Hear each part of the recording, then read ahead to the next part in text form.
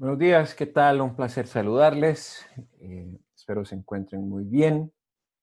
Bueno, el día de hoy haremos la clase asincrónica y utilizaremos un método para una mejor comprensión y estructuración de las ideas. Es un método innovador que espero que les guste, que se llama el uso de mapas mentales. Esto lo que permiten es hilvanar las ideas e ir dando una línea conceptual clara de los elementos teóricos y prácticos que vamos a ver a continuación. No está de más decir, estoy para servirles. Y bueno, cualquier inquietud o duda, por favor, siéntanse en total disposición de escribirme a la plataforma por los diferentes medios que tenemos disponibles. Vamos a compartir por acá nuestro archivo y bueno, muy bien. Hoy quisiera hablarles sobre cómo medir el ingreso de una nación, un tema que ha venido siendo eh, polémico alrededor de los últimos días. Y esto por cuanto hemos visto que nuestro país, eh, por la falta de dinamismo en su economía, no ha quedado más remedio que endeudarse. Es decir, buscar la vía del endeudamiento para poder supeditar todas las actividades actuales que tenemos y las responsabilidades que tenemos. Pero antes de entrar propiamente en materia, quisiera hablarles un poco sobre cuál es la situación actual de nuestro país. Muy bien. Cuando hablamos de la situación actual para Costa Rica, tenemos que tener claridad de que, como hemos visto en los últimos resultados, Costa Rica presenta un acumulado de casos por COVID-19 importante, siendo una relación mayor de infectados contra los recuperados. De igual forma, vemos cómo en los hospitales ya ha habido un incremento importante, tanto en SEACO, que es el Centro de Atención Especializado para Pacientes COVID, en donde alrededor de ya el 60% tiene una ocupación. Estamos hablando en escasos de 2, 3, 4 días como más. Y esto por cuanto ya hemos visto números que están por encima de una centena, 2 centenas, y casi estamos al borde de 3 centenas. Hace 2 días tuvimos la noticia de 294 casos, el día de ayer 270 casos, e inclusive ya el gobierno ha, en su estrategia de la danza y el martillo, o el baile y el martillo, ha decidido aplicar el martillo de alguna forma u otra para contener la propagación del virus en cantones con alerta naranja. Y en otros cantones donde no existe esta presencia, ha dado la apertura a la fase 3.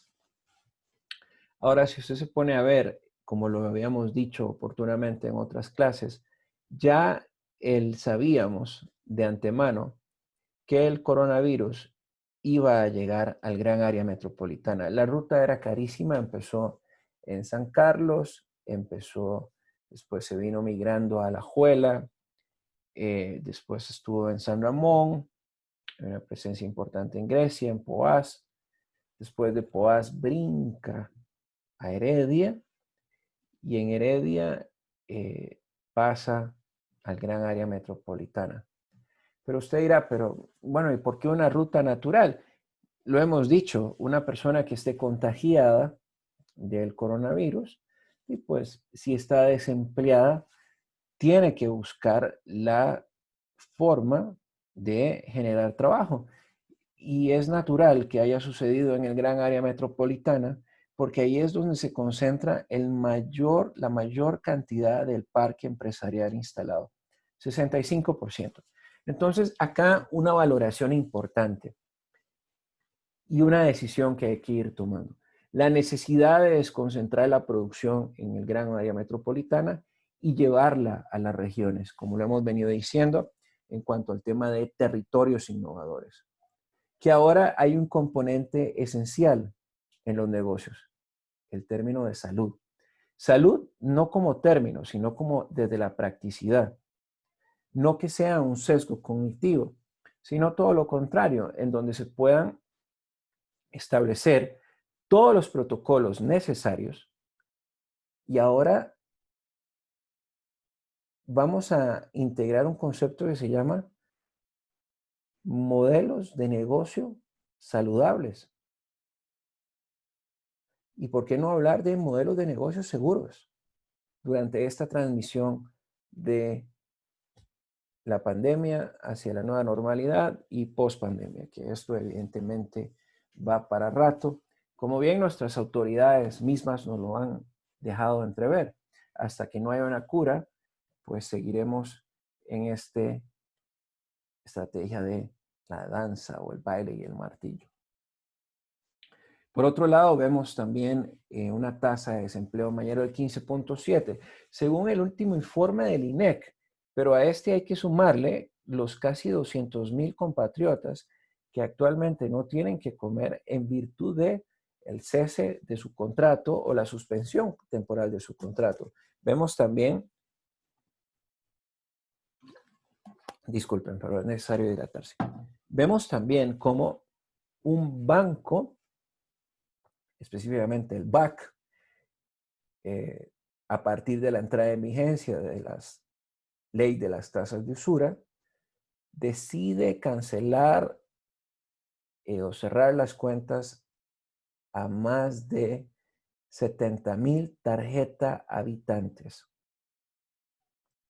Un número que realmente ocupa. Ocupa en el sentido de, porque dicen que, según lo que han dicho los medios de comunicación, que su sostenibilidad no podía mantenerse a partir de esta nueva ley en vigencia.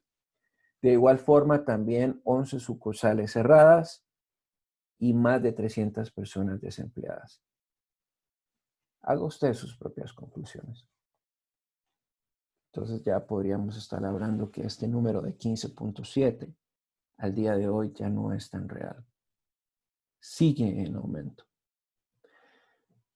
Si bien hablamos de la deuda, el PIB con respecto al porcentaje de deuda, Costa Rica oscila entre el 70%.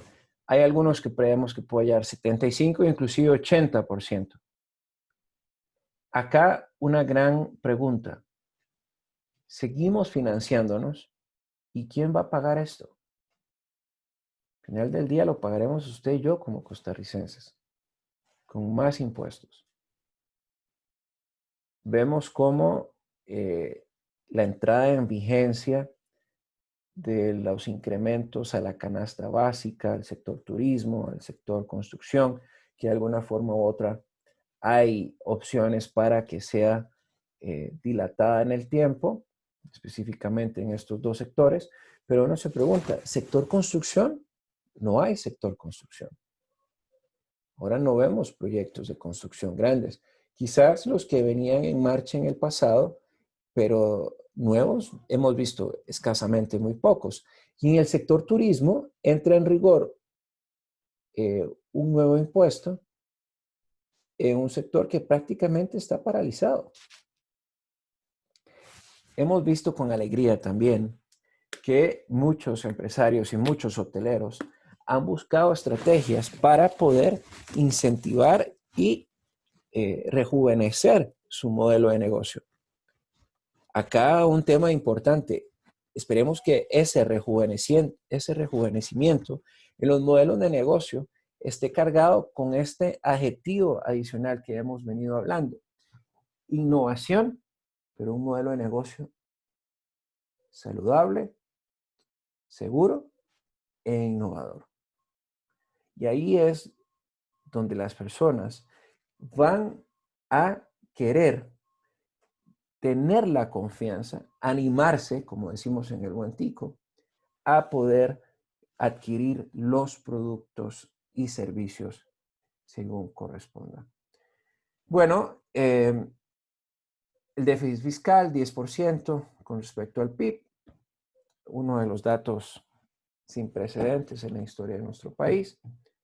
Y como lo decía al inicio de esta disertación, hay una posibilidad de colapso importante en lo que refiere a los servicios médicos.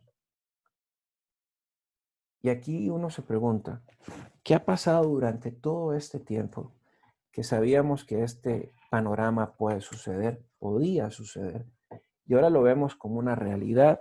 Y esa realidad, usted se pregunta, ¿qué hicimos durante todo este tiempo? Insisto, admirable la labor del doctor Daniel Salas, del doctor Román Macaya, al seguir impulsando medidas alternativas en su proceso de concientización y de culturización. Las mejores armas que hoy día tenemos contra el coronavirus se llaman distanciamiento social, lavado constante de manos y uso de mascarilla o careta, según corresponda, si usted va a estar expuesto a lugares públicos. Pero vemos también cómo hay personas que ingresan a un autobús, y lo hemos visto en las fotografías que circulan en redes sociales, y de repente se quitan la mascarilla, se quitan la careta. Buses que no guardan el debido distanciamiento social, es decir, como si todo estuviera normal, no puede ser. Necesitamos una mayor conciencia. Hay diferentes opiniones de la significancia de este virus en nuestro país. Algo que sí he comulgado al 100% es que cada muerte no es un número, es una persona. Si no tenemos la suficiente conciencia para valorarlo desde ese punto de vista, me pregunto, ¿usted ha observado la tendencia en los últimos días donde se han muerto 3, 4 personas? Haciendo un ejercicio rápido, partamos que se puedan morir 5 personas por semana. En un mes tendremos 30, tendremos 20, 4 semanas. En 2 meses tendremos 40. Más los 18 casos que tenemos, estaríamos hablando de 60. Usted dice, bueno, 60 con respecto a una población tan grande como la de Costa Rica, 5 millones más de 5 millones de habitantes. ¿Cuánto representa eso? Nada en términos porcentuales. La vida humana no es un número porcentual, es una vida humana. Que detrás de ella hay un árbol genealógico, hay una serie de relaciones, hay una serie de conexiones que marcan un antes y un después. Muy bien, así las cosas. Vamos a continuar. Vamos a hablar un poco sobre el COVID-19. Cuando hablamos sobre el COVID-19, es importante entender que tanto la economía y la salud son dos variables que están completamente ligadas, pero a su vez son inestables. Y estas dependen, como el estudio de la economía, del comportamiento de las personas. Si existe un comportamiento responsable, como ha sido el caso en Uruguay, que hubo un comportamiento responsable, los números son prácticamente distantes con respecto a nosotros. 1.200 casos de contagio. Nosotros ya vamos por 4.000, con más de 120 días de confinamiento. Un factor de R que sigue creciendo estrepitosamente. Acá hacemos comparaciones con Europa y otras latitudes. Pero aquí tiene que incidir mucho un tema que se llama el tema de la cultura. No puede ser posible que vemos campamentos en plena ciudad de personas. No puede ser posible que vemos fiestas de personas. 100 personas aglutinadas. Gente que está en cuarentena y sale, se brinca de esa cuarentena, ya sea nacional o extranjero. Y aquí he visto, lamentablemente, muchos comentarios xenofóbicos con respecto a los nicaragüenses que han tenido que huir de su país para sobrevivir. Yo me pregunto, si Costa Rica hubiera estado en las mismas condiciones que nosotros, quizás usted y yo hubiéramos hecho lo mismo. Buscar la forma de sobrevivir. Porque este es un elemento inherente al ser humano, la sobrevivencia. Y estamos de acuerdo que de repente muchos se sentirán asustados, preocupados por el manejo de las fronteras. Pero al final recordemos, son vidas humanas y aquí yo no soy de ningún color político, creo en la libertad, creo en el derecho de la vida de las personas. Pero no creo en la destrucción de la humanidad. No creo en la injusticia. No creo en el uso del poder de manera coercitiva. No creo en que se nos deba minorar nuestra capacidad de expresión, sino por lo contrario. En nuestra constitución política está más que dicho que uno de los derroteros que marcan es tenemos libertad de expresión, siempre en el marco del respeto, por supuesto. Bueno, dicho esto, vamos a recordar algunas medidas. La primera fase inició el 6 de marzo con el primer caso confirmado en Costa Rica. Si hacemos una línea de tiempo y nos remontamos hasta ese caminar en Semana Santa, se tenía un factor de crecimiento bien controlado en el sentido que estaba cercano a 1, todavía no lo había superado. Luego tenemos en una segunda fase, entendiéndola como el periodo que va después de Semana Santa hasta el día de hoy, buscamos una necesaria apertura de la movilidad y la economía. La movilidad en el sentido de que las medidas de circulación, ya tanto entiéndase vehicular, como el desplazamiento hacia los diferentes lugares de trabajo, también de las personas para salir a optar por una posición digna, se abre. Y también la economía, es decir, los negocios empiezan a operar a partir de cierta rigurosidad en el tema del aforo, en el tema de la capacidad que pueden recibir. Muy bien. Como se va a ver en una gráfica más adelante que les quiero mostrar, el factor de crecimiento, es decir, el R, empieza a ser por encima de 1. Y no por un tiempo corto, sino por un tiempo prolongado. Y esto tiene mucho sentido, porque hay mayor exposición, tenemos una cultura que no es afable con las indicaciones del poder, de la autoridad. Más bien hemos visto cómo en algunos momentos se cuestiona esa autoridad. Y eso denota mucho de la cultura y el comportamiento de los ticos. Está bien cuestionar y criticar, pero con respeto y fundamento, buscando la construcción.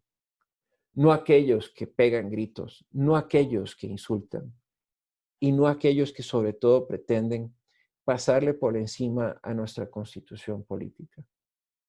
De ello les digo, tener el debido respeto a lo que nuestras abuelas y nuestros abuelos forjaron para nosotros al día de hoy. Un mundo que se basa en la democracia. Esa necesaria democracia que debemos tener y debemos fomentar a lo largo y ancho de todo el caminar costarricense. Por eso dicen que es importante saber de dónde venimos y cómo en ese caminar y en ese recorrido nos tuvo hoy, pero también hacia dónde vamos. En algunos casos es consideración propia, que debemos pensar en volver a nuestros cimientos, a nuestras raíces. Esas raíces que en su momento nos brindaron la suficiente capacidad de mantenernos tal cual vemos hoy nuestro dinamismo económico. Y bueno, hablamos de una tercera fase. La tercera fase, el gobierno recién anuncia las medidas que se irán a tomar, muchas de las que ya las conversé anteriormente, en regiones donde se ha decretado una alerta naranja, hay una movilidad más restrictiva e inclusive en el término de los comercios también. Pero de nuevo, estas medidas de nada van a servir si usted y yo como costarricenses no utilizamos las mejores armas que tenemos para atacar el coronavirus. Entiéndase el distanciamiento social, entiéndase también, por favor, el tema de el lavado de manos, es decir, la higiene personal y sobre todo el uso de cubrebocas o caretas para la exposición ante lugares públicos, ¿verdad? Y esto es sumamente importante. Ahora vamos a ver gráficamente algunas cosas. No, esta no es. Permítame un momento, por favor. Esta no es. Eh, un momento, por favor.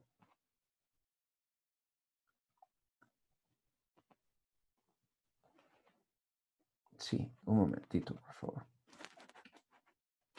Vamos a buscar la lámina correcta y la vamos a volver a ingresar.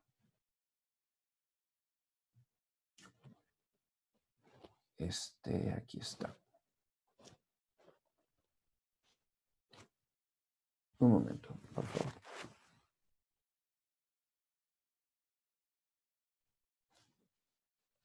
Vamos a volver a ponerla aquí.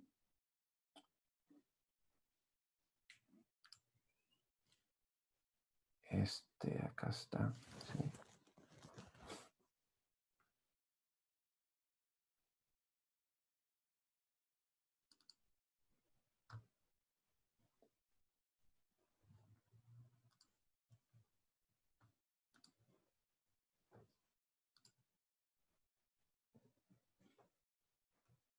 Vamos a ver, aquí ya la estoy volviendo a colocar.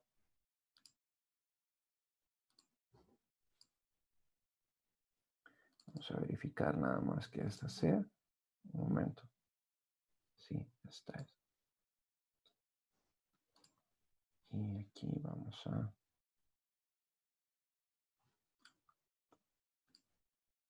salvarla.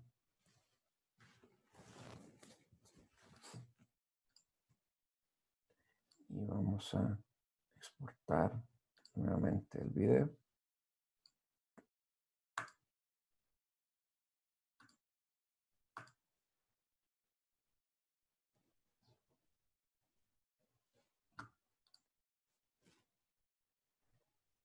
Voy a cerrar un momento para volver a la versión correcta que era. Vamos a entrar acá nuevamente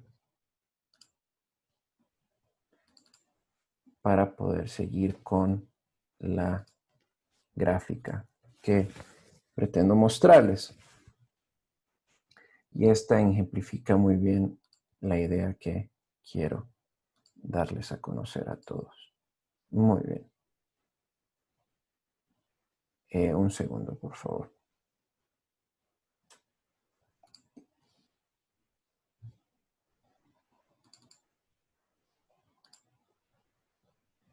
Muy bien, sí, efectivamente, sí, esta es. Perfecto. Entonces, vamos aquí a hacer un pequeño ajuste, nada más.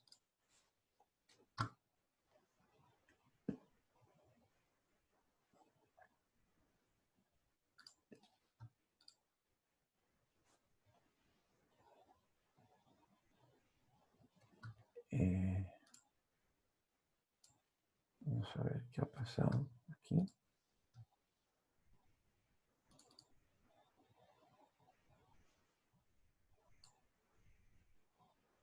Vamos a esperar mientras que se abre el documento. Y como les digo, vamos a ver gráficamente cómo ha venido marchando el tema de las medidas propiamente ya de una manera gráfica y visual.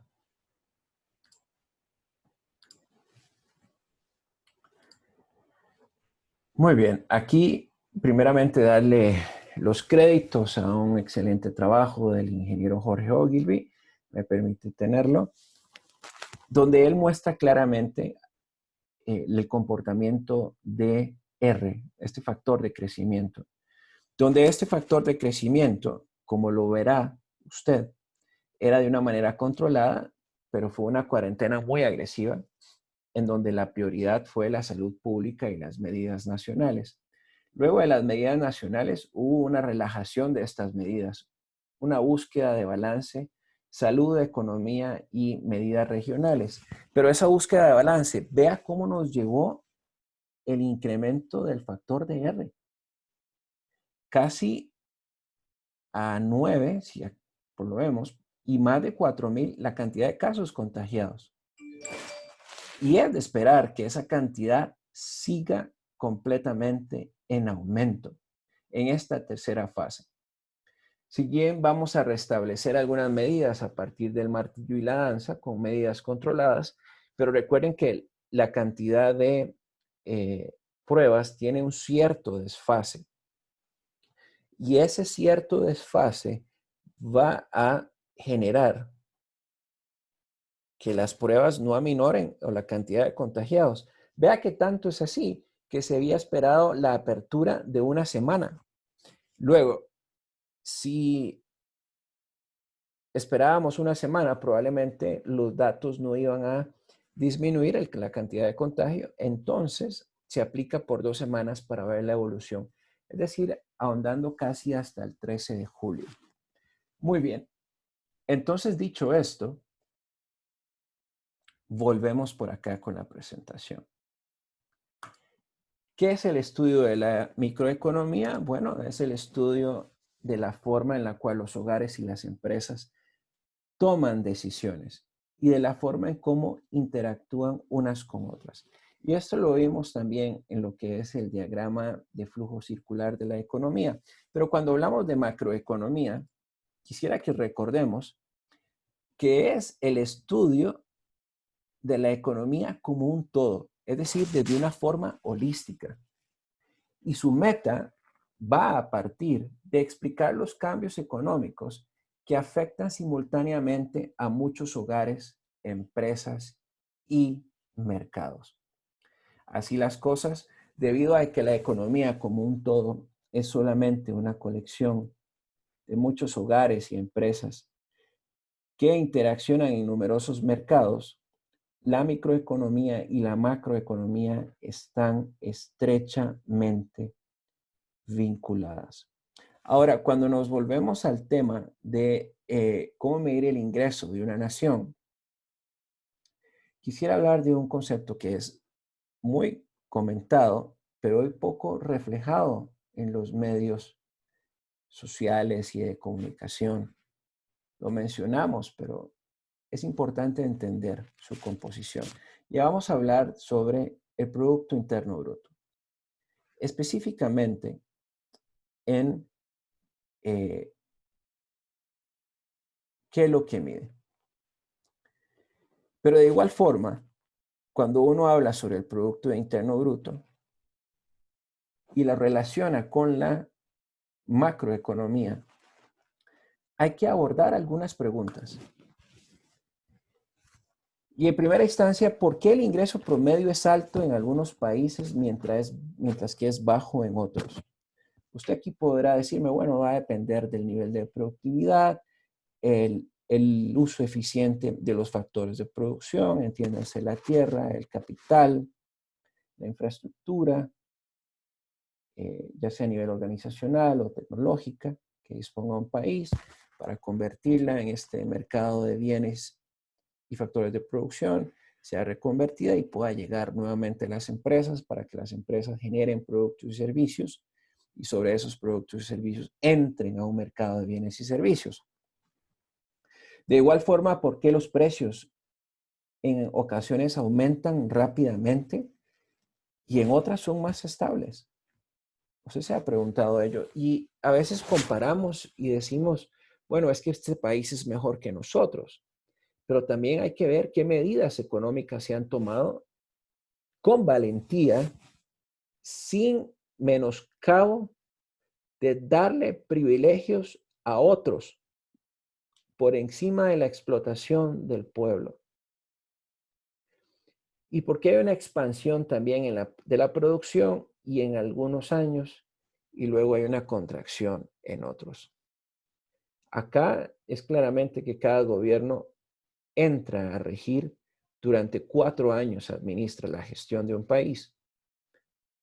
Pero nos está pasando la factura un hecho al que yo le he llamado la continuidad en el trabajo. En muchas ocasiones no hay continuidad en el trabajo, hay intereses, hay rezagos, y estos intereses y estos rezagos de darle continuidad a algunos proyectos con una visión de largo plazo y no una visión tan cortoplacista, sin lugar a dudas, nos tienen al despeñadero ya de caída libre hacia una recesión económica sin precedentes. Ojalá que en Costa Rica podamos tener en algún momento estos dos mercados políticos, o si hacemos una analogía con el uso de las fuerzas de Porter, en el término de competitividad, tenemos una serie de jugadores, que esa serie de jugadores son los diferentes partidos políticos. Pero no hay un objetivo común, no hay algo que los motive más que llegar al poder a partir de su propio marco ideológico.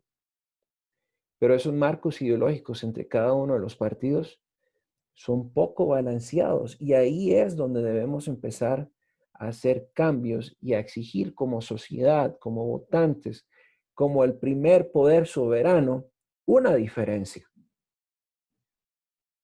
No podemos continuar con seguir reciclando o seguir optando por personas que anteriormente han dado mucho por este país. Quizás podría yo referirme a una en particular, pero no la voy a mencionar, voy a reservar mi derecho constitucional, pero sí esta persona creó una capacidad, ha viajado por el mundo, entiende el uso del desarrollo sostenible, entiende el aparato estatal, no es alguien que llegaría a improvisar, alguien que con firmeza y que puede crear esas relaciones multilaterales para poder hacer más próspera la economía, en donde se incentive la exportación de bienes y servicios y no nos aferremos a relaciones solo de unos pocos. En algún momento Costa Rica deberá elegir China o Estados Unidos. Y es una decisión que lo único que va a requerir es visión, va a requerir valentía y sobre todo una capacidad natural de negociación. Y aquí es donde las habilidades blandas tienen un papel fundamental. Un papel fundamental en el ámbito de la escucha y también de la negociación. Muy bien. Seguimos con el tema de quién mide el PIB. Bueno, el PIB mide el ingreso de todas las personas de la economía y el gasto total de los bienes y servicios producidos en ello. El PIB puede desempeñar el hecho de medir tanto el ingreso como el gasto total, debido a que los dos realmente son lo mismo. ¿Cuánto genera usted y cuánto gasta? ¿Cuánto genera en términos de productividad, pero también cuánto gasta en términos de lo que usted consume? Para una economía como un todo, visualizándola en su conjunto, lo ideal es que el ingreso sea igual al gasto. ¿Qué es lo que sucede? Que a veces gastamos más de lo que podemos tener. Y entonces aquí vienen algunas derroteros importantes. ¿Por qué es cierto esto? En primera instancia voy a referirme a que el ingreso de una economía es lo mismo que su gasto, debido a que cada transacción involucra dos partes, un comprador y un vendedor. Es lo que les decía anteriormente. Usted produce, pero alguien compra. Luego, si queremos empezar a verlo desde un punto de vista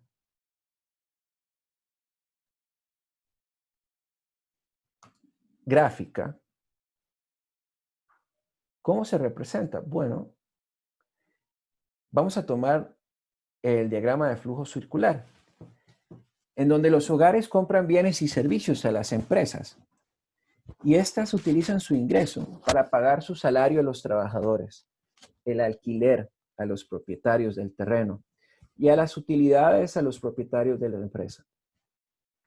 El PIB, como lo mencioné hace unos minutos atrás, es igual a la cantidad total gastada por los hogares en el mercado de bienes y servicios.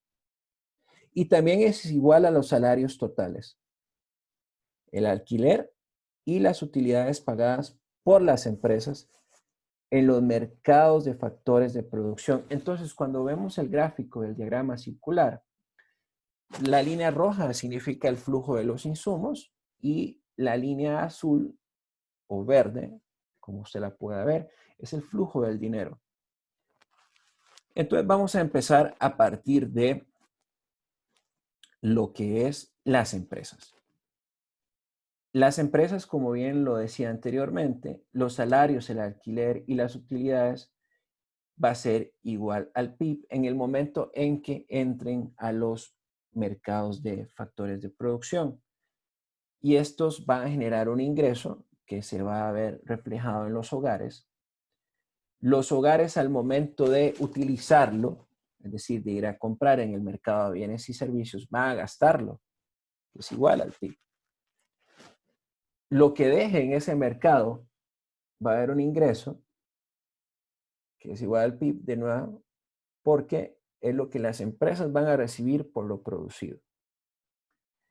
Y aquí en lo que es el flujo de insumos y productos, vemos claramente cómo las empresas, en cuanto a bienes y servicios vendidos, colocan esos productos en el mercado. Después de haber pasado por el mercado, los hogares lo adquieren. Luego esos hogares lo utilizan y lo transforman en trabajo, tierra y capital para que llegue al mercado de factores de producción nuevamente.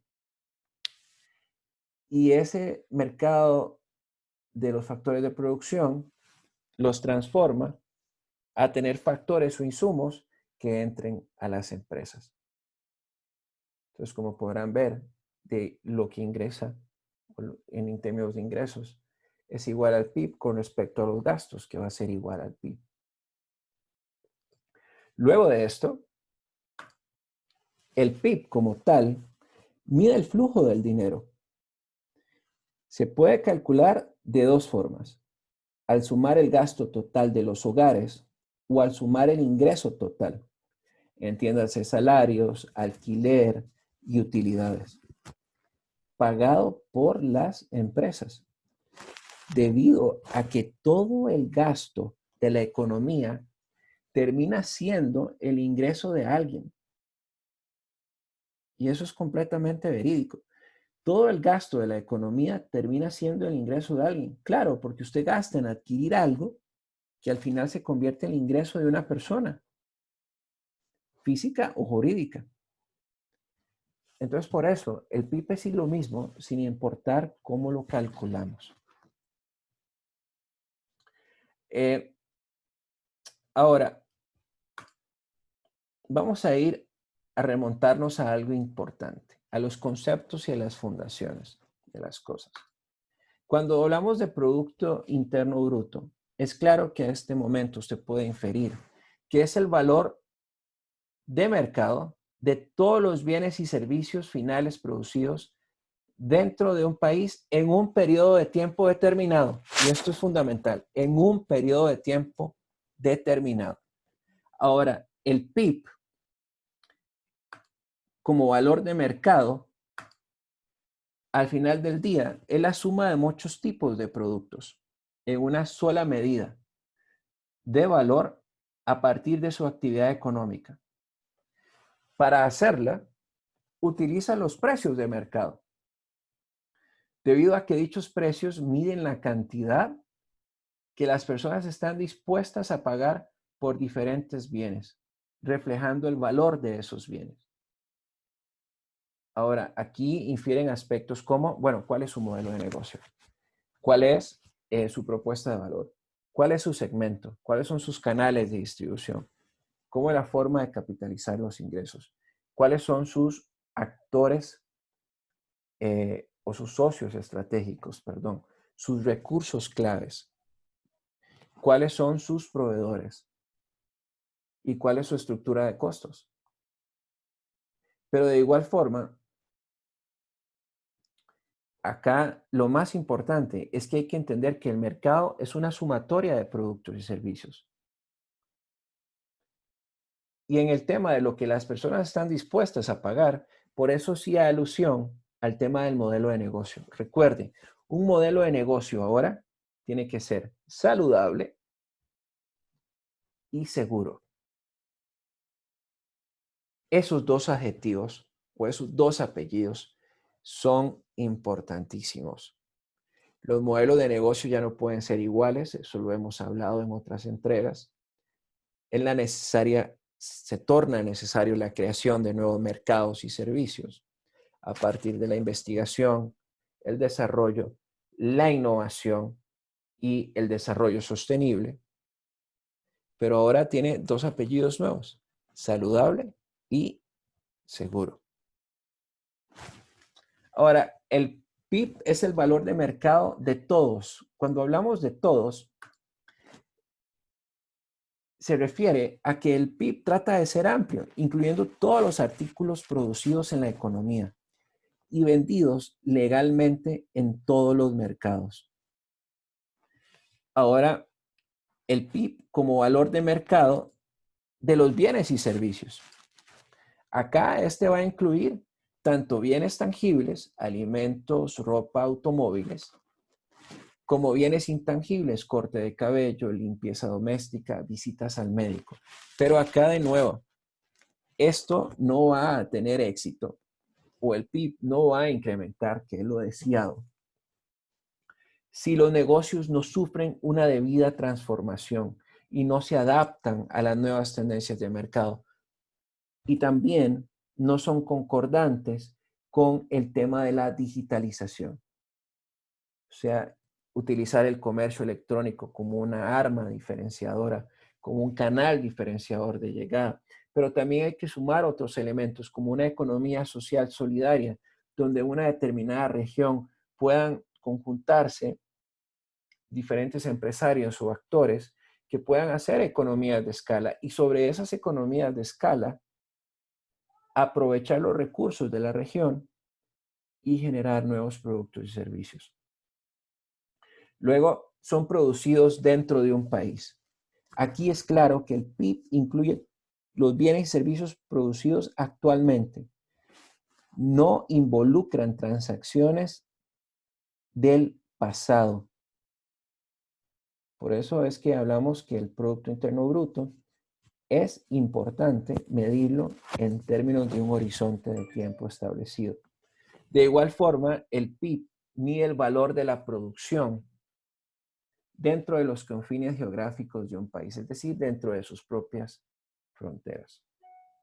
Muy bien. Luego de esto, vamos a hablar sobre los componentes del PIB. En primera instancia, para comprender la forma en la cual la economía utiliza sus recursos escasos, los economistas estudian la composición del PIB entre varios tipos de gasto. Muy bien. Aquí es importante, he traído una fórmula para que pueda ser más visible, en donde el PIB lo vamos a denotar como una y este consta de 4 componentes. La sede del consumo, la inversión, las compras del gobierno y las exportaciones netas. Acá vamos a hablar en primera instancia sobre el consumo, entendiéndolo como el gasto de los hogares en los bienes y servicios, con excepción de las compras de viviendas nuevas. Y cuando hablamos de bienes, el gasto del hogar en bienes duraderos, como automóviles, electrodomésticos. Y acá, importantísimo, los servicios, artículos intangibles como cortes de cabello y atención médica. Estos conforman la parte de consumo. Ahora, la inversión es la compra de bienes que se utilizarán en el futuro para producir más productos, es decir, para producir. Y en ello es importante entender que es la suma de las compras de equipo de capital, inventarios y a su vez estructuras. Y cuando hablamos sobre lo que es las compras o gastos del gobierno, se componen del gasto en bienes y servicios de gobiernos locales, estatales y federales. Incluyen los salarios de los trabajadores del gobierno, así como el gasto en obras públicas. Precisamente por eso, hoy en día, vemos cómo el Poder Ejecutivo ha planteado a los señores diputados de la República un presupuesto que incluye un recorte por el orden de 355.000 millones de colones. Y esto para hacer más eficiente el uso de los recursos y las capacidades. Pero aquí también viene un reto para las instituciones de gobierno, tanto centralizadas como descentralizadas. Su capacidad para reconfigurar sus recursos y capacidades, hacerlas más dinámicas, es decir, salir de la inercia, de la inacción y pasar ya más a movimientos elásticos que permitan fomentar la estrategia y la innovación de manera transversal en todas las organizaciones e instituciones del Estado. Algo que, como bien decía Peter Drucker, la cultura se desayuna la estrategia todos los días. Bueno, de repente podamos pensar en alguna solución para que eso no suceda más en el tiempo. Y luego las exportaciones netas son iguales a las compras hechas por extranjeros de bienes producidos internamente, entiéndase exportaciones, menos las compras domésticas de bienes extranjeros, que son las importaciones. Y aquí quisiera hacer referencia a un tema que cobra especial relevancia. Nuestra capacidad para volver a activar las exportaciones en nuestro país. Si bien se ha dicho que las fronteras no están cerradas para el término de las exportaciones, pero necesitamos fomentar el intercambio de esos bienes y servicios, no solamente a nivel internacional, sino a nivel nacional. Ahora, para las empresas que no han tenido buen mercado acá en Costa Rica o que han perdido mercado costarricense por esta economía de la escasez y por la capacidad de ingreso en las diferentes familias, las empresas tienen que empezar a reinventarse en el sentido de pensar, ¿por qué no internacionalizarse? ¿Por qué no llevar nuestras capacidades, es decir, lo que hacemos localmente, a otras latitudes a partir de un análisis de las condiciones y los diferentes modos de entrada que existen, ya sea por una asociación, por un joint venture, por un capital 100%, por una adquisición de una empresa que logre representar a la que usted tiene actualmente, por una compra de acciones. En fin, hay muchos diferentes tipos de esquema o pueden ser productos exportables inclusive, que otra empresa allá decida comprarlo y sea un distribuidor suyo en los países que considere que tiene mayor capacidad de penetración de mercado.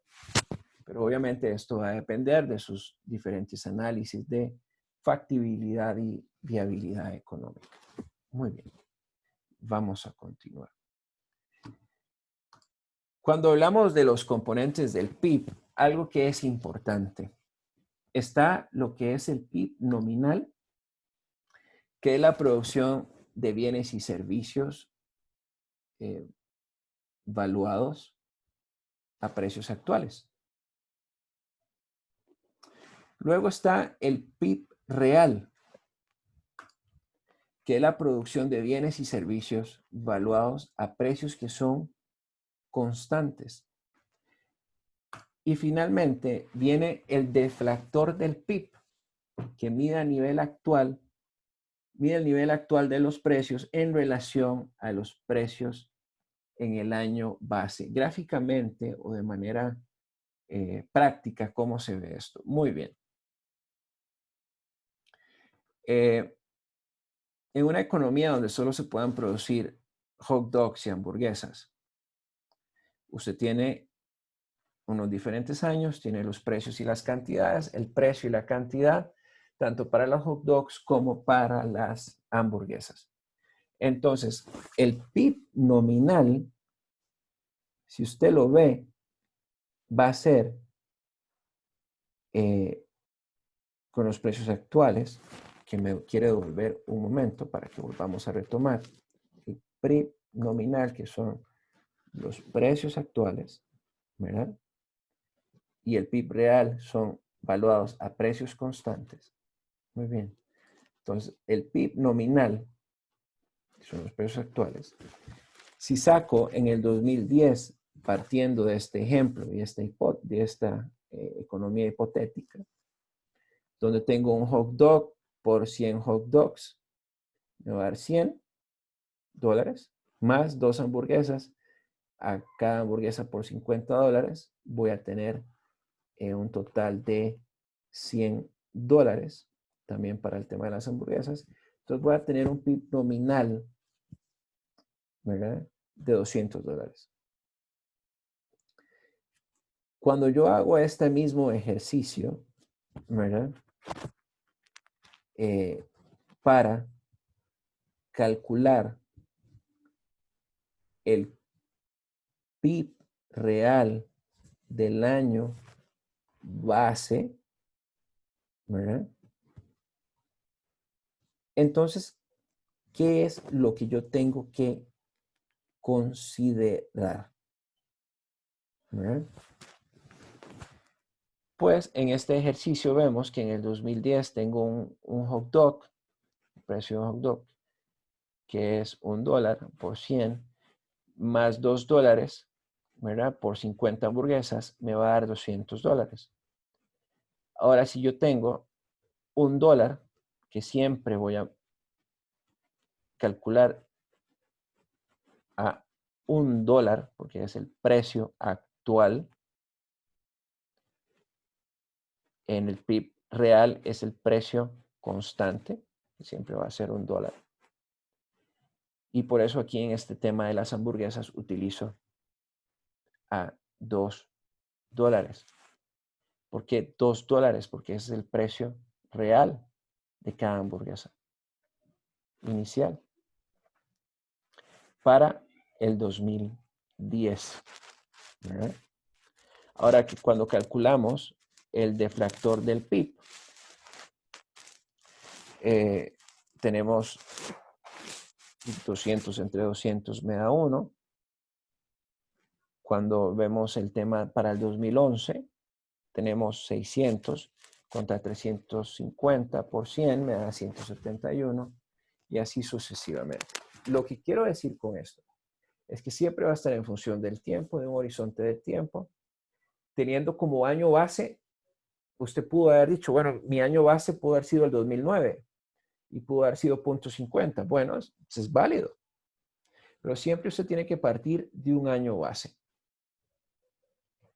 De un año base que le permita identificar el cálculo del PIB nominal y el PIB real. Por eso tenemos que entender cuando estamos hablando del PIB, si estamos hablando del PIB nominal o el PIB real, ¿verdad?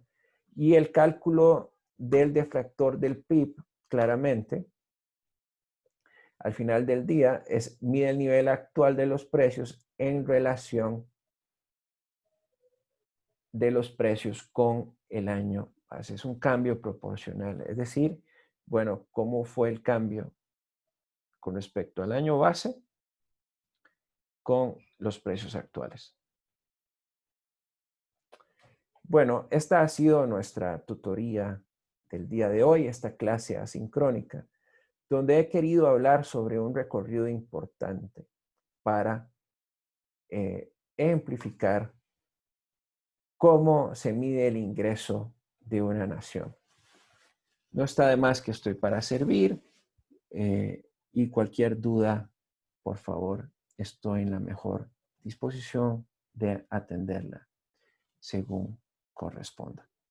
Gracias y espero que esta clase asincrónica le haya dado una mejor noción, un mejor entendimiento de cómo entender la medición de los ingresos de una nación. Hasta la próxima.